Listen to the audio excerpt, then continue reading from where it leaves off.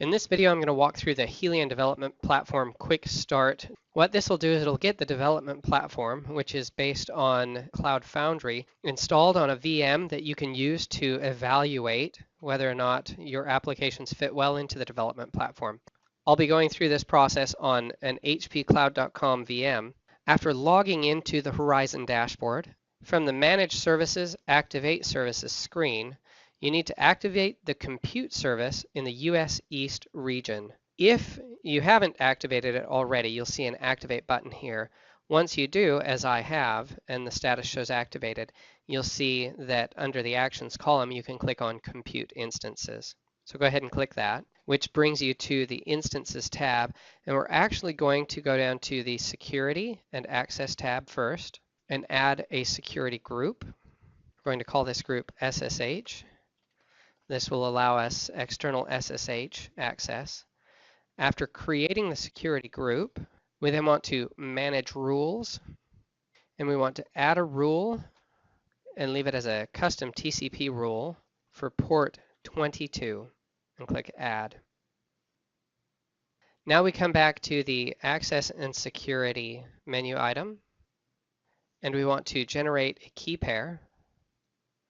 And we provide a name. I'm going to call this HP Cloud, HDP for Helion Development Platform, and create the pair.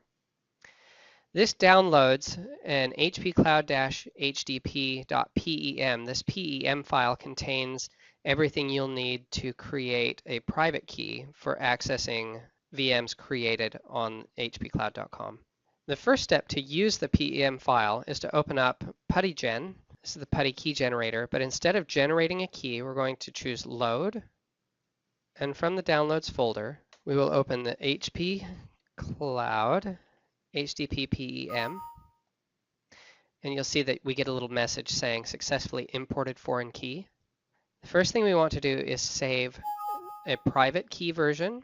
And you'll say, are you sure you want to save it without a passphrase to protect it? You certainly can add in a passphrase. I'm going to choose Yes.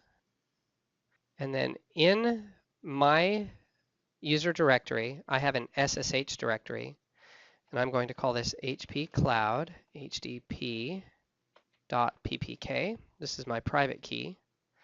And I can also save my public key, HP Cloud, and that would be pub. Now we'll come back to these keys in just a minute when we want to enable PuTTY to access VMs that we create. Now let's come back to the Access and Security link one more time. And this time we go to the Floating IPs tab, and we want to allocate an IP to this project. And we do want this to be an external IP. This is the IP we'll use to connect into our VMs. And you'll see now that it allocated an IP address, which we can use. This is a public IP address that we can use to access our VMs. Now let's come back under, notice we're in Project, Compute, and we're in the US East region. We click on the Instances menu option, and we can click Launch Instance. This is what we want to do. And the first instance we're going to create is an installer for the dev platform. So let's call this HP Cloud HDP installer.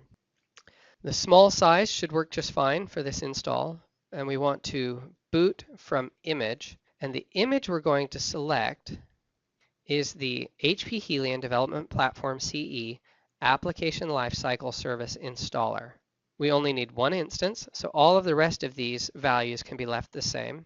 Under the Access and Security tab, we want to make sure that our HP Cloud-HDP key is selected, and we check SSH because we'll want to SSH into this instance after creating it. And that's all for now. Then we come down and click Launch, at which point we see that it is scheduling and then spawning this new instance.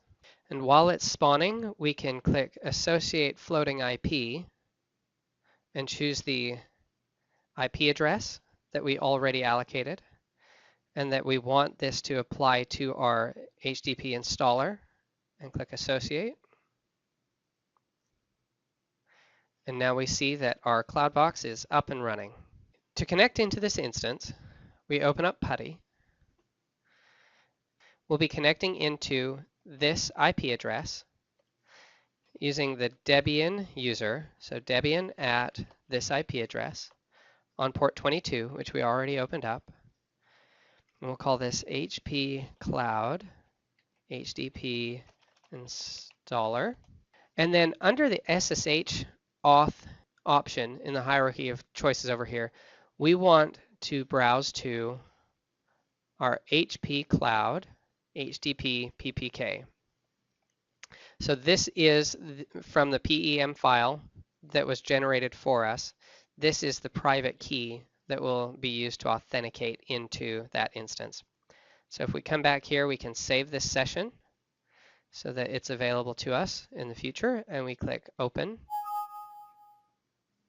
The first time you connect to the server using PuTTY, it will alert you to the fact that this server's host key is not cached in the registry. You can safely click Yes, at which point it will log in, and you'll notice that the authentication made use of the key. At this point, we've made it through the bulk of the tutorial, and we're ready to run the trial configure script, which will actually install Helion Dev Platform. This is run as the Debian user. The first username it asks for is the OpenStack username, and this is referring to your username on hpcloud.com.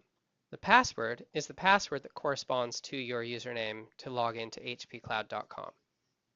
Any services you'd like available, you provide here as a comma-separated list.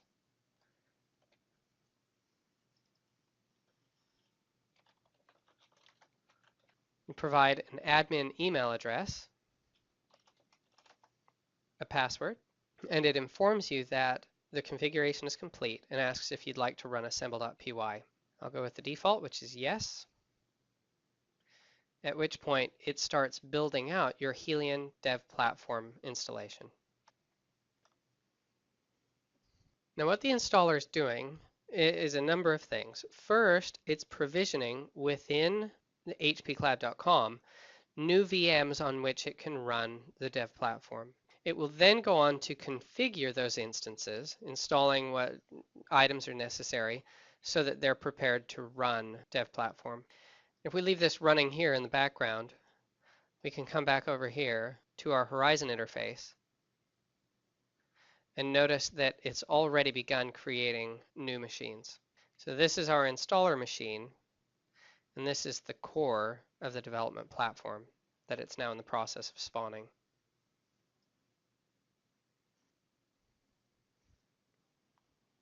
Other things that it's doing behind the scenes include under access and security, the addition of floating IP addresses and security groups specific to this installation. When the installation completes, the installer script prints out some details, perhaps the most important of which is the URL to access your new Helion Development Platform installation. In a browser, simply paste in your new Helion Dev Platform installation, and you'll notice that it is a secure link, but that it's not a widely accepted certificate. So you have to click to manually proceed. The username is the admin email address you provided and the password you provided during the setup process. You now have Development Platform installed and ready to deploy an application. A quick checkpoint is if you go to the Applications tab at the top and choose to deploy an app from the sample applications. There are many applications from which you can choose. And let's deploy this simple GoEnv application. All it takes to deploy it is to click Deploy App. You choose your space. You choose where you want, or which domain you want to use. And for our case, we're using our domain name .xip.io. And we choose the default placement zone. And we want it to start the application after deployment. We click Deploy Application. After deployment, you can see that you're given a URL on which to access this new application, or you can click View App, and the Go script outputs the environment for that Go application. So you now have a running Helion Dev Platform installation, and you can push directly to this URL and follow other tutorials that require the development platform. Enjoy!